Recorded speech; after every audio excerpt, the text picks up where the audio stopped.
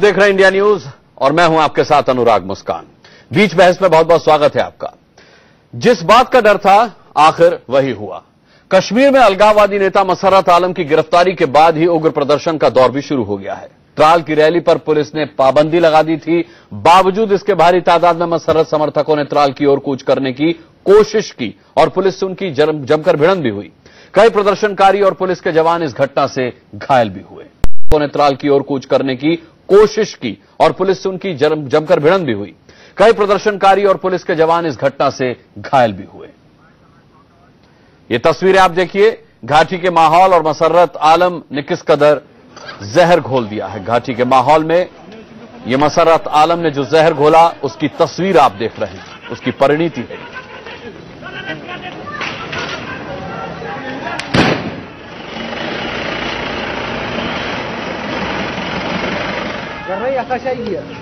खत्म हुई कैमरा बचो नो।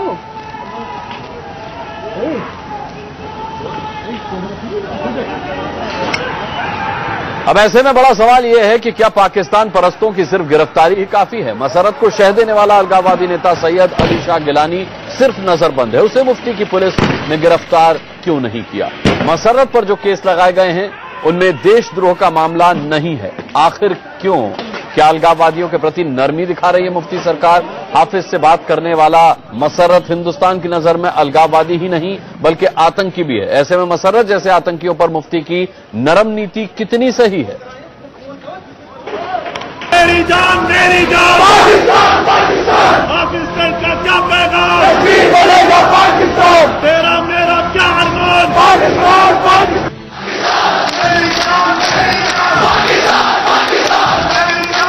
पाकिस्तान के सपोले को आखिरकार हिंदुस्तान ने उसके किए की सजा दे ही दी। गुरुवार की रात जम्मू कश्मीर की पुलिस ने पहले तो मसर्रत आलम को उसके ही घर में नजरबंद किया, फिर सुबह होते ही मसर्रत को गिरफ्तार करके उसके हाथों में हथकड़ी पहना दी।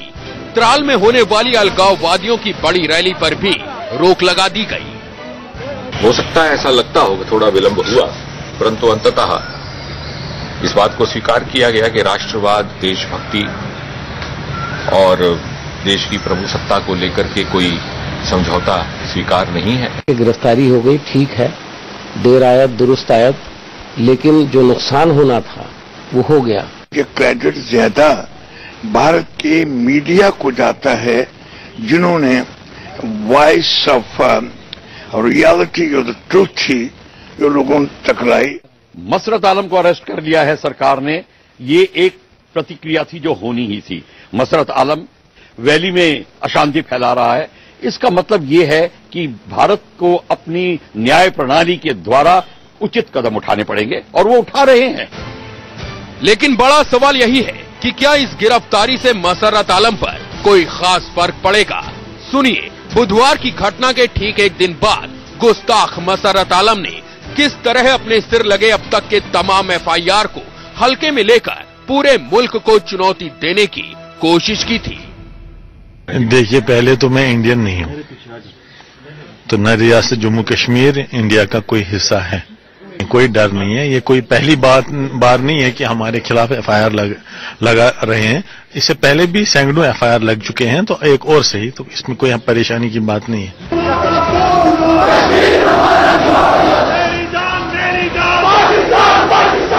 मसर्रत सलाखों के पीछे पहुंचाया जा चुका है, लेकिन अलगाववादी नेता सैयद अली शाह गिलानी का क्या, वो अब तक नजरबंद क्यों है? मसर्रत के साथ साथ गिलानी को भी गिरफ्तार क्यों नहीं किया गया, जबकि पूरा मुल्क जानता है कि मसर्रत ने पाकिस्तान प्रेम का इजहार गिलानी के कश्मीर पहुंचने पर ही किया था।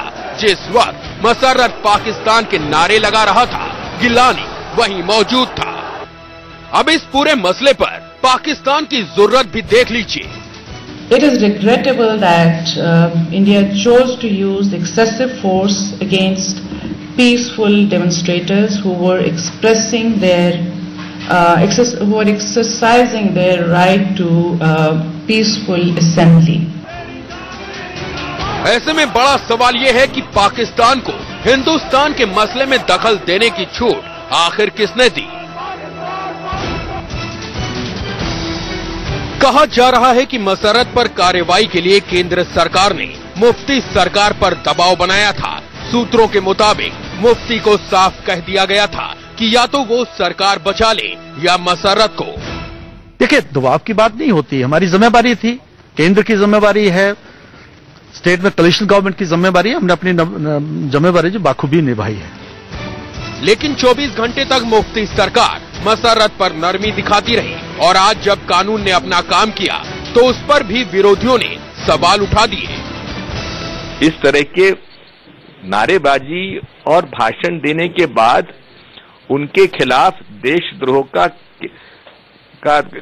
मुकदमा क्यों दायर नहीं किया गया? जानकारों का शुरू से मानना रहा है कि मुफ्ती मोहम्मद सईद और उनकी पार्टी पीडीपी की पूरी राजनीति ही अलगाववादियों के प्रति नरमी दिखाने की रही है। मसरत की हाल में हुई रिहाई भी इसी नरमी का नतीजा साबित हुई थी। ऐसे में बड़ा सवाल ये भी है कि आतंकवादियों पर मुफ्ती की नरम नीति आखिर कितनी सही है। कश्मीर से सुहेल बुखारी, जम्मू से अजय जांडियाल के साथ ब्यूरो रिपोर्ट, इंडिया न्यूज। बीच बहस में हम चर्चा शुरू करें उससे पहले आपको बता दें कि साध्वी प्राची ने मसरत आलम पर बड़ा हमला बोला है। उन्होंने कहा है कि मसरत आलम को फांसी दी जानी चाहिए। हमारे संवाददाता यतेंद्र से खास बातचीत में साध्वी प्राची ने और क्या कुछ कहा, सुनिए। मेरे साथ में विश्व हिंदू परिषद की नेता साध्वी प्राची जी।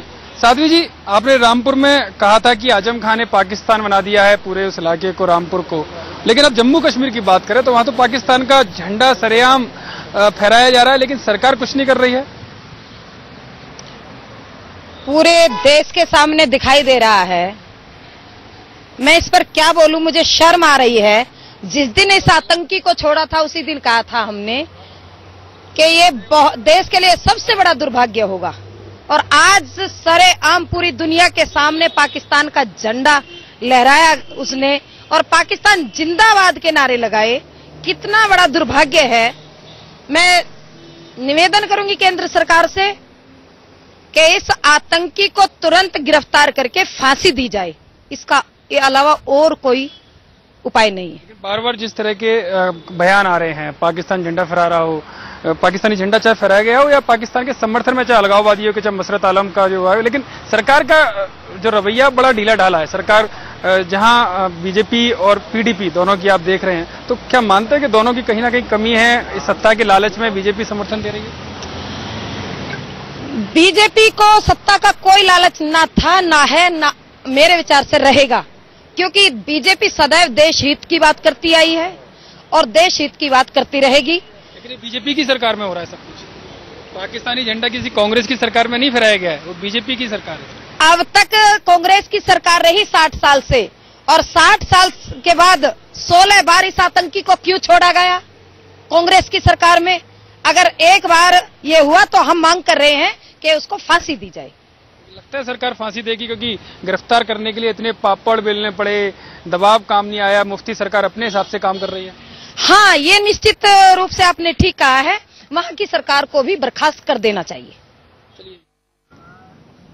चलो, तो यतेंद्र के साथ साध्वी प्राची की खास बातचीत आपने सुनी। इस वक्त हम गेस्ट इंट्रोडक्शन करा दें। सरदार आरपी सिंह हमारे साथ जुड़ चुके हैं, national secretary Bharatiya Janata party के। मीम अफजल साहब हमारे साथ जुड़ गए हैं कांग्रेस से। शेख नासिर साहब हमारे साथ कुछ ही देर में जुड़ेंगे, पीडीपी के सीनियर लीडर। और यहां स्टूडियो में मेरे साथ अमित रैना हैं जो कि रूट्स इन कश्मीर के सदस्य हैं। सबसे पहले सरदार आरपी सिंह, आपसे मैं पूछना चाहूंगा कि देशद्रोह के तहत मामला दर्ज नहीं हुआ, मसरत की गिरफ्तारी में इतनी देर हुई, आखिर किस तरह से आपकी सरकार वहां काम कर रही है? मसरत की गिरफ्तारी में कितनी देर हुई? और पिछली बार तो 10 लाख रुपए उसके सिर पे लगाया गया तब गिरफ्तारी की गई। यहां तो उसके करनी के 24 घंटे अंदर गिरफ्तार किया गया। और अभी क्या क्या मुकदमे लगेंगे, अभी इसकी जानकारी पुख्ता पूरी आपके पास भी नहीं, मेरे पास भी नहीं है। तो उन्होंने शायद प्रिलिमिनरी जो मुकदमे लगाए हैं, जम्मू कश्मीर सरकार का प्रेस रिलीज आ चुका है आरपी सिंह साहब, देशद्रोह के तहत उस पर मामला दर्ज नहीं किया गया। माना सर, परंतु ये इसका मतलब ये नहीं कि आगे उस पर कार्रवाई और देशद्रोह की नहीं हो सकती। ये प्रिलिमिनरी इंक्वायरी के बेसिस पे किया होगा। बाकी जो आगे किसने देखा आरपी सिंह साहब, जो मसर्रत को करना है वो खुलेआम डंके की चोरी कर रहा है। मैं पूरी बात कर लूं क्या? मैं पूरी बात अपनी रख लूं क्या? मैं पूरी बात रख लूं क्या? मैं अपनी पूरी बात रख लूं क्या? करिए। बिल्कुल है, देशद्रोही है। इसलिए पिछली बार 27 मुकदमों में, क्योंकि उसमें एविडेंस पूरे नहीं लगाए गए, डॉक्यूमेंट पूरे लगाए गए, इसलिए 27 मुकदमों उसकी बेल हो गई। इस बार इस प्रकार का मामला ना हो, पुख्ता करके सबूत लगाए जाए ताकि इस बार कड़ी कार्रवाई हो सके। जी ठीक है। मीम अफजल साहब, जिस तरीके की ढिलाई बरती जा रही है, जिस तरीके के आपने आशंकाएं जाहिर की थी, वो हम कश्मीर में देख रहे हैं इस वक्त किस तरीके से पुलिस के साथ अलगाववादियों के समर्थकों का संघर्ष वहां पर चल रहा है। सवाल ये उठता है कि एक देशद्रोह को आपने गिरफ्तार किया, उसकी गिरफ्तारी के पीछे इतना ढिलाई बरती गई, और अब जब उसको गिरफ्तार कर लिया गया तो देशद्रोह के तहत उस पर मामला दर्ज नहीं किया गया है। मैंने कल रात को भी ये बात कही थी और कहा था कि ये इससे जो इन्होंने ढील दी है उसका काफी खराब नतीजे निकलेंगे। और आप तस्वीरें दिखा रहे हैं वहां की, क्या पत्थरबाजी और हंगामा हो रहा है। तो इसकी तो पूरी उम्मीद थी, हमने पहले ही कह दिया था कि इसका इंतजाम सरकार को करना चाहिए कि इस तरह का कोई वायलेंस वहां पर ना हो। और इन्होंने ऐलान किया था सुबह को कि तराल जाएंगे। तराल जाने के साथ साथ इनका प्लान ये भी था कि यकीनन ये अगर जाएंगे तो रास्ते में बहुत हर जगह पे इस तरह का हंगामा करेंगे। मैं यही कहना चाहूंगा कि मसर्रत की जी रिहाई हुई थी इमीडिएटली, हमारे जमाने में भी कई बार उसकी रिहाई हुई, लेकिन हमने जो उसके ऊपर केसेस थे, कुछ ना कुछ केसेस को तकरीबन 9 साल तक उसको हमने अंदर रखा। पिछले 5 साल में कोई भी ऐसा आप जलसा नहीं बता सकते या ऐसा कोई भी मुजाहरा कश्मीरियों की तरफ से नहीं दिखा सकते जिसके अंदर पाकिस्तान के झंडे लहराए गए हों, जहां पर पाकिस्तान जिंदाबाद के नारे लगाए गए हों, या वो नारे लगाए गए हों जो परसों लगाए गए थे वेडनेसडे को, बुधवार को। जो ये मौका दिया गया, इसके लिए पहले से सब तैयारी कर रहे थे। इन्होंने बाकायदा रिसेप्शन के लिए उनको प्रोग्राम बनाया और वहां पर जलसा करने की इजाजत सरकार ने दी। ये बुनियादी गलती थी। जो काम इन्होंने आज जैसे सुबह को लगाया पाबंदी तराल जाने पर और वहां पर किसी भी आरपी सिंह साहब ये गलती मानते हैं आप? ये पाबंदी परसों लगाते तो शायद ये जो देशद्रोही जी मैं आरपी सिंह साहब से आप ही का सवाल पूछ रहा हूं, मैं मानता हूं इजाजत देकर गलती की, ये आप गलती मानते हैं आरपी सिंह साहब? सर पहली बात तो ये समझिए, आप जो कह रहे हैं कि मसरत आलम को देरी नहीं हुई, उसके तुरंत गिरफ्तार किया गया। जैसे मुकदमा दर्ज हुआ गिरफ्तार कर लेगा, हाउस अरेस्ट करके उसको गिरफ्तार कर लेगा, उसको भागने का मौका नहीं दिया। पिछली बार वो भाग गया, उसको वो कई महीने तक पकड़ा नहीं गया, 10 लाख रुपए उसके सिर पे इनाम रखा गया था जी। और आपकी सरकार में वो रैली, आपकी सरकार में इतिहास में मत जाइए, अभी मौजूदा हाल पर ही रहिए आरपी सिंह साहब। आपकी सरकार में वो रैली करके आपकी सरकार का खुफिया तंत्र क्या कर रहा था? 27 मुकदमों में, उन 27 मुकदमों में उसको बेल मिली, ये क्या इतिहास है? क्यों बेल मिलने दी? क्यों नहीं उसका मामला पुख्ता बनाया गया? अच्छा ये बताइए, बरी हो गया, क्यों नहीं पुख्ता बनाया गया? अच्छा ये देखिए, अच्छा आरपी सिंह साहब ये बताइए कि गिलानी नजरबंद क्यों है? अगर वो भी देशद्रोही है तो उसको भी गिरफ्तार क्यों नहीं किया गया? बिल्कुल होगा वहां की। अरे कब होगा? हुआ क्यों नहीं? अगर आपको लगता है कि होगा तो हुआ क्यों नहीं? मैं यही तो पूछ रहा हूं, केंद्र में आपकी सरकार है, यही तो हम कह रहे हैं कि ढिलाई है, नरमी किस बात की है? मैं माफी चाहता हूं। वो आप कल तक क्या कह रहे थे कि गिरफ्तार नहीं किया, आज गिरफ्तार किया, नजरबंद किया, अब ढिलाई भी कह रहे हैं आप। रोज हमारे कहने से गिरफ्तार किया क्या आपने? वो गिरफ्तार अगर उसके खिलाफ आरपी सिंह साहब हमारे कहने से, हमारे दबाव में गिरफ्तार किया क्या? आप कह रहे हैं कि कल तक आप कह रहे थे गिरफ्तार नहीं किया, अब गिरफ्तार कर लिया तो आप कह रहे हैं कि अरे आपका इसमें नहीं, आपने हमारे कहने से गिरफ्तार किया है क्या? इसमें आपका कोई, और हमारे कहने से आप धारा के तहत मुकदमा दर्ज करेंगे? स्टूडियो में तय नहीं होगा, ये वहां की पुलिस तय करेगी। ये तो बड़ा दुर्भाग्यपूर्ण बयान है आपका। आप ये वहां की पुलिस तय करेगी, आपके स्टूडियो नहीं में तय होगा। अरे आप केंद्र सरकार की, आपके केंद्र सरकार का खुफिया तंत्र क्या कर रहा था सर?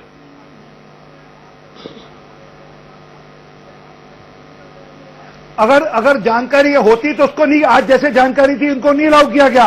अगर उन्होंने कोई शरारत की इसलिए उसके खिलाफ कार्रवाई हो रही है। और ये पहली बार वहां पर पाकिस्तान का झंडा नहीं लहराया गया, इससे पहले भी पाकिस्तान के झंडे लहराए गए वहां पर।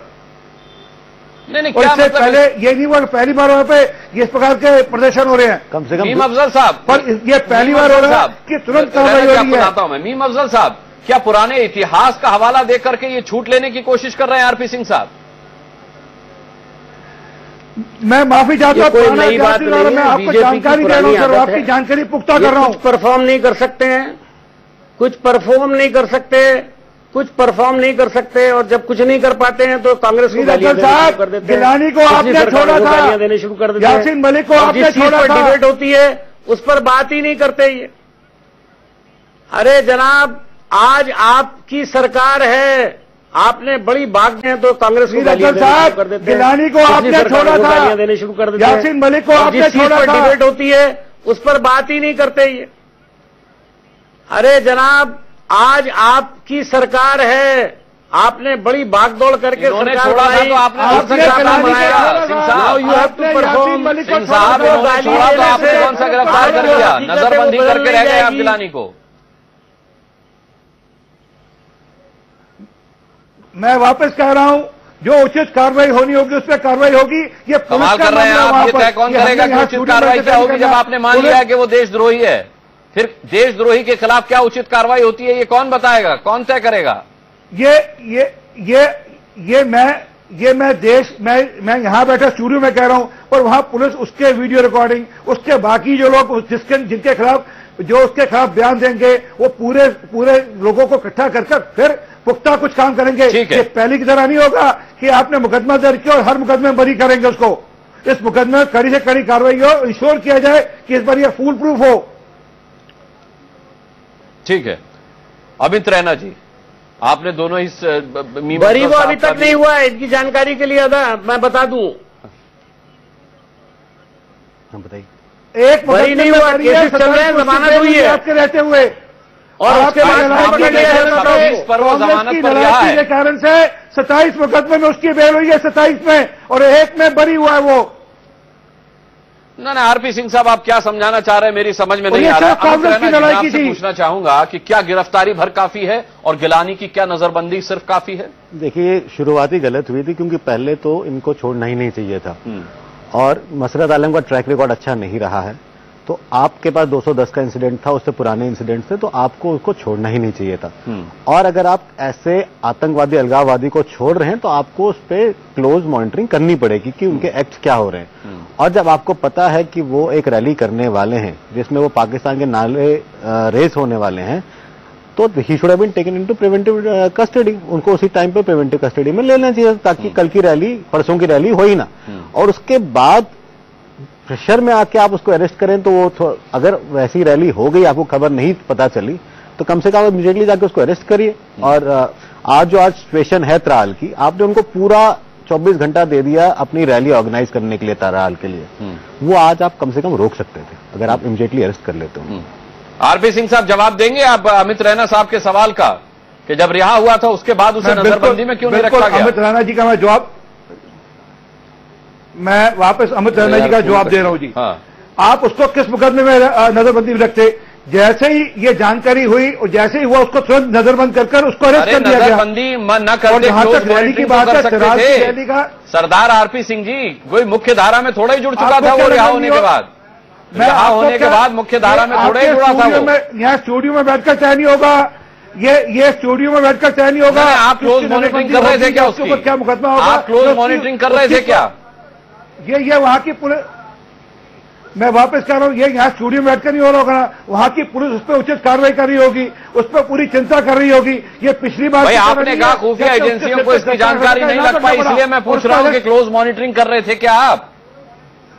केंद्र सरकार की खुफिया एजेंसियां क्या कर रही थी? हो सकता है वहां की खुफिया तंत्र से, मैं माफी चाहता हूं, हो सकता है वहां की खुफिया तंत्र से कोई चूक होगी हो, परंतु तुरंत अरेस्ट किया गया उसको। ये पिछली बार की तरह नहीं कि उसको छूट दी गई। अरे पिछली बार क्या होता है? नहीं, पिछली बार कैलेंडर निकाला, पिछली बार 2010 की बात कर रहा हूं मैं। नहीं, इतिहास में झूलते रहे आप, इसके लिए जनता ने आपको वोट नहीं दिया भाई। मीम अफजल साहब, तो इतिहास से इशारा कर रहे हैं, इतिहास से सबक सीखते हैं। अब कम से कम बीजेपी की इतनी तारीफ तो करनी चाहिए कि उन्होंने एटलीस्ट एक्शन और ये इतिहास से सबक सीखकर उसको अरेस्ट कर लिया गया है। कांग्रेस का तो ट्रैक रिकॉर्ड ही बिल्कुल खराब है, उनको तो बात ही नहीं करनी चाहिए। यासीन मलिक कांग्रेस के रेजिम में, बिट्टा कराटे इनके रेजिम में, यहां तक कि यासीन मलिक को प्रधानमंत्री मनमोहन सिंह ने अपने घर पे बुलाकर चाय पिलाई। तो वो तो बात ही ना करें कि टेररिस्टों के साथ कैसे कोई डील करे। 60 साल का उनका बोया हुआ बबूल का पेड़ है जो आज जहर उगल रहा है। और अगर वो चाहते हैं कि मौजूदा स्थिति की बात कर रहा हूं, मैं तो बीजेपी 3 में मैं तो इतिहास में जा ही नहीं रहा, मैं तो ये कह रहा हूं कि आज आरपी सिंह एक नाकामी की बात कर रहे हैं। हो गई। मैं ये नहीं, आपको अगर कैंसर है, आप चाहते हैं कैंसर का इलाज 1 मिनट में हो जाएगा क्या? ये 60 साल का फैला हुआ कैंसर है। मैं तो कह रहा हूं कि उसकी मॉनिटरिंग तो होगी। नेहरू जी का दी हुआ कैंसर है जिसको अरे कैंसर के पेशेंट को आप थोड़ा ही करेंगे, फिर उसकी क्लोज मॉनिटरिंग भी नहीं करेंगे कि वो किस हाल में है। किससे? ये कैंसर का पेशेंट नहीं है, वो कैंसर है। उस कैंसर को नस्तबून करना है, उसको ठीक करना है और उसको काटना है अगर जरूरत पड़ेगी तो। ये 60 साल से हुआ कैंसर है और ये नेहरू जी का दिया हुआ कैंसर है जो आज देश भुगत रहा है। मीम अफजल साहब, आरपी सिंह साहब मौजूदा स्थिति की बात करते करते माजी में चले जा रहे हैं और सारी उंगलियां आपकी तरफ उठा रहे हैं। आप बिना माजी में जाए हमारी आप तरफ मौजूदा स्थिति में कैसे चर्चा कर सकते हैं? भारतीय जनता पार्टी, अरे सुनिए आरपी सिंह जब से आजादी हुई है तब से यही आरपी सिंह जी, अब आप तो बड़े 30 मार खा थे ना, 56 इंच का सीना लेकर के घूम रहे थे, क्या हो गया? सर मेरा 56 इंच का सीना मेरा खुद का है, मैं आपको बताता हूं। आप 30 मार का है। आरपी सिंह कह रहे थे बार बार, एक बार आपकी बार कह रहे थे। माफी चाहता हूं, सुनिए नील हमजा साहब, सुनिए आप पहले मेरी बात सुनिए। आरपी सिंह साहब पहले बात सुन ले पूरी। 3 घंटे वहां पर आप अभी फरमा रहे थे थाने में पीटा गया, यहाँ स्टूडियो में तय नहीं हुआ, मुझे यहाँ स्टूडियो में कुछ तय नहीं होगा, यहाँ डिस्कशन हो रहा है। अगर आपको समझते हैं यहाँ कुछ तय नहीं होता है तो आपको आना नहीं चाहिए था। किसने भेजा आपको स्टूडियो में? जिसकी आप सरकार स्टूडियो नहीं आते। जब आप जवाब नहीं दे सकते तो मत आइए। जब आप जवाब नहीं दे सकते तो स्टूडियो में आने की जरूरत नहीं है। आप अपने इतिहास को जानिए पहले, आप अपने इतिहास को जानिए पहले। देशभक्ति में नहीं सिखा रहा हूं आपको, मैं आपको ये बता रहा हूं कि आप जो 56 इंच का सीना लेकर घूम रहे थे वो बार बार देख रहे हैं, हम बॉर्डर के ऊपर भी देख रहे हैं, कश्मीर के अंदर भी देख रहे हैं। हम लोग आप कुछ नहीं करते हैं। कश्मीर के बॉर्डर के ऊपर पाकिस्तान आरपी सिंह साहब, आप कहते हैं कि राष्ट्रवाद की भावना से समझौता नहीं किया जाएगा। आरपी सिंह साहब आप कहते हैं राष्ट्रवाद की समझौता से भावना से समझौता नहीं किया जाएगा। अगर लगता है वहां जो सरकार है पीडीपी की वो कानून चाहती है 356 हटा देना, ये बेमेल का गठबंधन है, ये बेमेल का गठजोड़ है। क्या आप नहीं देख रहे हैं कि इसका खमियाजा घाटी में लोग भुगत रहे हैं? किस चीज का बेमेल का है? ये अगर कांग्रेस के साथ करे तो ठीक, ये पीडीपी करे तो ठीक, एनसी करे तो ठीक। हम देश की तरक्की के लिए वहां के पूरे, अरे कांग्रेस की एनसीपी की सरकार थी, मुख्य धारा तो खराब। 6 साल तक ये आदमी बाहर रहा, अंदर रहा, बाहर नहीं आया। सर वापस आप भूल गए? चले ठीक है। 2010 में तो आपकी सरकार में बाहर आ अब बात है नहीं आप इसको नेशनल लीव 2010 में तो कांग्रेस की सरकार हो रहा है। आपकी 2 दिन के अंदर ठीक करिए आप इसको वहां पर। चलिए आरपी सिंह साहब भरोसा दिला रहे हैं कि जो भी होगा कानून के मुताबिक होगा। देशद्रोही हैं गिलानी भी और मसरत आलम भी, और उसी के मुताबिक उन पर कार्रवाई की जाएगी। लेकिन हकीकत ये कि मसरत आलम अभी सिर्फ गिरफ्तार हुआ है और गिलानी सिर्फ नजरबंद है। अब देखना है कि जम्मू कश्मीर की सरकार इस मामले में आगे किस तरीके का कदम उठाती है, क्योंकि आरपी सिंह भी ये मानते हैं कि केवल गिरफ्तारी काफी नहीं है। बीच बहस में अभी के लिए इतना ही।